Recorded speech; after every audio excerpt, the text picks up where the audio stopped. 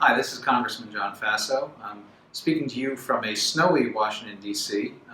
It's kind of a snow day here in Washington, but they've only gotten maybe 2 to 3 inches as opposed to what we're getting up at home. My wife told me earlier today we had about 18 inches in Kinderhook, and I know that many areas are in a snow emergency, so hope everyone is safe. Last night we did a Teletown hall. We responded to 18 questions, and we had thousands of people on the line who were able to listen for various parts of our Teletown hall. But there were a couple of questions that I wasn't able to get to due to time constraints. So there were a number that I wanted to try to respond to now. Diane from Kerhonkson asked a question, who has coverage through the ACA and is apparently satisfied with that coverage. Asked a question why the Congress doesn't adopt and why I don't support a universal all-payer system that some have suggested. Main reason I think that universal health care has advantages and disadvantages. There are a number of countries that have it, many that don't. But the United States is probably the largest industrialized country that does not have a universal healthcare system. I think the advantages of such a system is that everyone is covered. You wind up, you remove the uncertainty and the fear that people have that they could be affected or a family member affected by a serious healthcare situation, and you can get routine things done on behalf of yourself and your family. Those are all good parts of it. The negatives are that it does lead to rationing, it does lead to shortages, and it does cost a lot of money. And our system is one in America where we have used healthcare innovation, whether it's in pharmaceutical industry or in medical devices. And unlike places like Canada, where you may have to wait 15 or 18 months to get a knee replacement or a hip replacement, for instance, in the United States, the waiting periods for these kind of procedures are very, very limited. Americans are used to having quick and easy access to healthcare. Most of us. That doesn't address the fact that there are some people, and this is what I'm trying to address in the ACA reform, that we need to keep what works in the ACA and fix what doesn't work.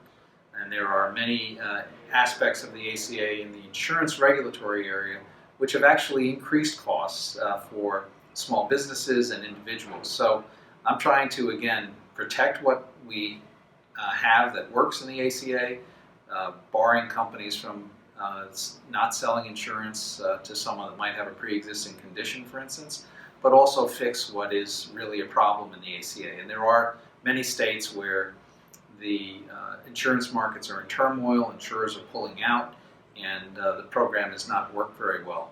And I think that's something that we have to address. But the question that Diane raised is a very good one. It's a debate that we're going to continue to have in this country about universal coverage versus the employer-based system that we've generally grown up with. And I'm going to do my best to try to make sure we treat everyone fairly in this process. But I thank Diane for that question, and it's one I get often from people around the district. Pat in Cropseyville asked me, she understands that I voted against a bill to force President Trump to release his tax returns, and is that true?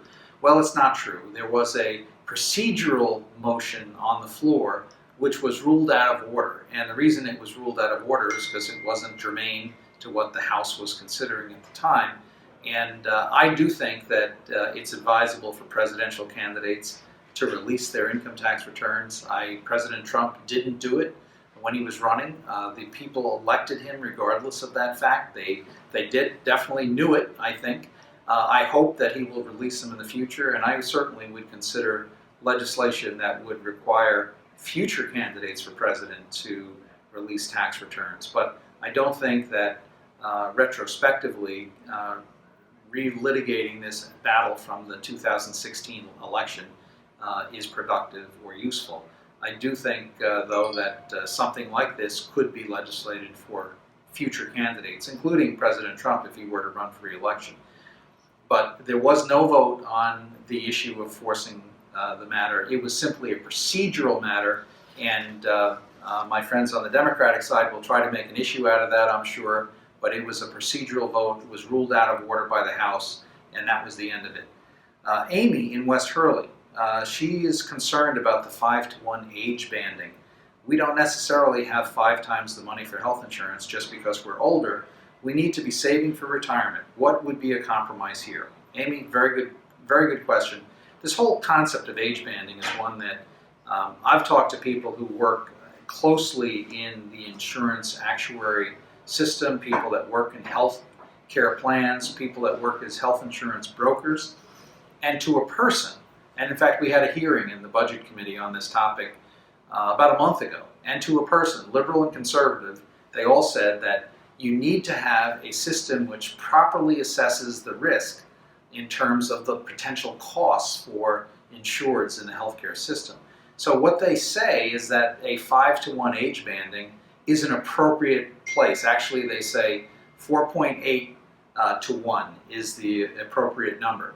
Now, what the ACA reform legislation does, the ACA has an age banding at 3-to-1 now, and the age banding in the new legislation says that states have an option to go to 5-to-1.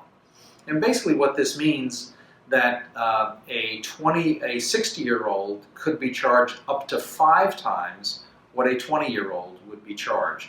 Now, at first blush, that sounds, well, unfair. And some have said that's age discrimination. In actual point of fact, consider this as a question of balancing the risk that exists in terms of healthcare costs. We know that folks in my age bracket, and I'm 64, cost more than people who are younger. Just it's statistically proven. Incidentally, I would point out that in the auto insurance area, we know that if you're a 20-year-old male and you attempt to buy car insurance, you're going to pay a lot more than the 60-year-old male or the other male or female adult who is not as much of a insurance risk as that 20-year-old male. It's just statistically proven. So what the theory is behind an appropriate actuarial assessment of age banding is that if we can price the cost of insurance low enough for the people who are between 20 and 30, then we will bring enough of those young, healthy people into the insurance pools, incentivizing them by the lower cost, that it will help pay for the premium costs and the healthcare costs of the older people who are in the same insurance risk pool. It's really no more complicated than that. Ironically, New York State, the age band in New York State is 1-to-1. You can't charge a 60-year-old more than you can charge a 20-year-old under a state-regulated plan. And the net effect of that particular policy was that New York literally destroyed the individual health insurance market because of its policy. And ironically, when the ACA came in with age banding of 3-to-1, it actually reduced costs in the individual market in New York State. 20 years ago, before New York adopted this policy, there were over 1 million New Yorkers that bought policies in the state-regulated individual market. When just before the ACA was adopted in 2009, 2008, there were less than 20,000 New Yorkers in the individual market. And those were people who had very high healthcare costs and were paying $3,000, $4,000, $5,000 a month for health insurance. $3,000, $4,000, $5,000 a month for health insurance. So this issue is a complicated one. I hope I tried to simplify it to a degree. But Amy, please be assured that I've gone over the details of the whole age banding question with experts in the field, with insurance actuaries, and to a person, they tell me that we need to have age banding, the option for states to have age banding of up to 5-to-1 in order to actually get a properly functioning insurance market. Next question was from Victor in Rhinebeck.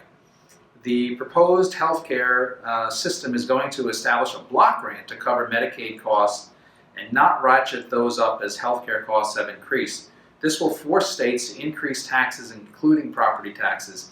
So I don't understand the disconnect there with the legislation you were talking about regarding Medicaid and property taxes. Victor, you have touched a very important topic, and that is New York State, virtually alone among the states, forces homeowners through their county property taxes to pay for a significant share of what should be the state's responsibility for Medicaid. Medicaid was set up in 1966 as a federal-state program. The federal government pays 50%, New York State pays 50%. Virtually alone, New York changed that paradigm. New York required the counties and the city of New York to pay for a significant portion of the state's share of Medicaid costs.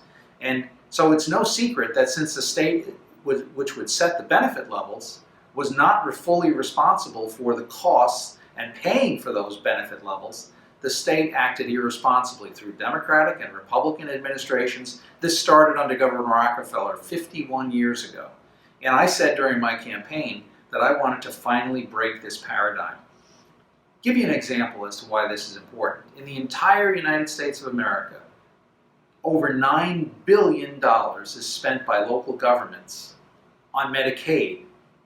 $7 billion of that $9 billion is spent by local governments in New York State.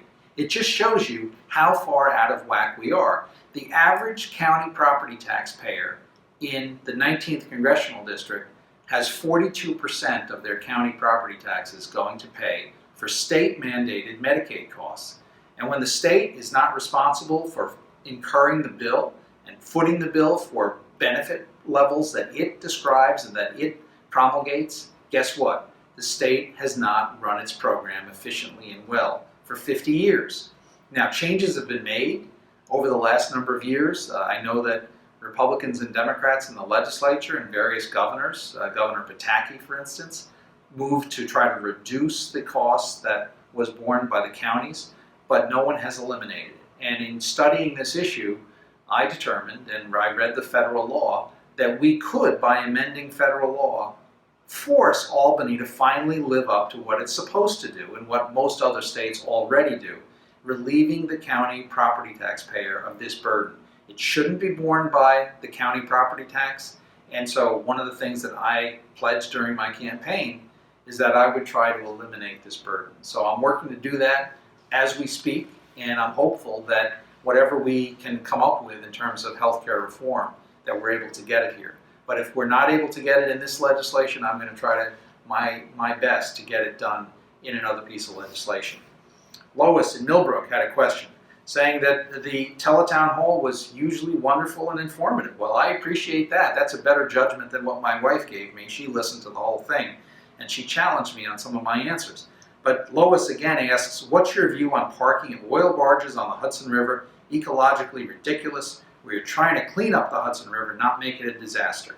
Well, I agree. I don't support the permanent docking of oil barges or other large ships on the Hudson River. What I do think, though, we have to be cognizant of is the fact that the Hudson River is a commercial thoroughfare. All of our heating oil and gasoline that's used in the Hudson Valley and out to central New York and the Catskills, much of it comes up from the Hudson River on barges, and it's unloaded in places like Kingston and south of Poughkeepsie and in Albany. Vitally important that we make sure the Hudson River is safe for navigation. The Hudson River pilots who I've talked to about this issue, as well as others, have told me about the need for making sure that the navigation is safe and secure. For instance, north of Kingston, there's only a 400-foot channel that ships can navigate, and that 400-foot channel cannot be navigated in fog, and it cannot be navigated in bad weather, and it cannot be navigated in during the nighttime. So for instance, in this recent snow event we're having, there aren't any ships going up and down the Hudson River in that kind of weather, certainly not north of Kingston. So if the weather changes, if the tides are such, if the Hudson River is rough, it's required that sometimes the captains of those ships and the pilots who are navigating those ships up and down the river, they need a safe point to anchor and temporarily stop navigation in order to make sure that they can safely proceed when the conditions improve. So the Coast Guard is going through a process, a regulatory process now. I'm hoping to bring together the various parties in this issue to discuss it, to make sure that we don't have parking lots for barges on the Hudson River, but at the same time, we ensure that the Hudson River is safe for commercial navigation. And the safety and security of our people and our river is paramount in my mind. So Lois, thank you for that question. Michael in Clinton Corners wanted to ask about the Concealed Carry Reciprocity Act and asked that I revoke my co-sponsorship of this bill. Michael, I have to tell you, I pledged during the campaign that I would support the reciprocity for permit holders who are licensed to be able to travel in and out of New York State. I think it's important that there be this reciprocity. Many law-abiding sportsmen and gun owners have found themselves crossing into New Jersey or crossing from Pennsylvania to New York and finding themselves in trouble because they're not complying with the local law. This does not change any local state-based laws in terms of use of firearms, of where you can carry it within the state. It doesn't change gun-free school zones, and it doesn't change other aspects of the state law here in New York or elsewhere. All it simply says is that if you are licensed in one state, you will not commit a violation of another state's law simply by having the firearm in your possession or in your car. Now, there have been people who have been arrested and fined for having a firearm locked in their trunk of their car, traveling in interstate travel. So I think it's important to recognize the Second Amendment rights of people. It's also important to emphasize that we're not changing New York law in terms of where you can carry a firearm into certain places in our state or where there are restrictions. But it would protect people who are inadvertently crossing state boundaries and often running afoul of a unique state law that they're not aware of. So I thank you, Michael, for that question. Even though we probably disagree on this one, I appreciate your raising it in this forum.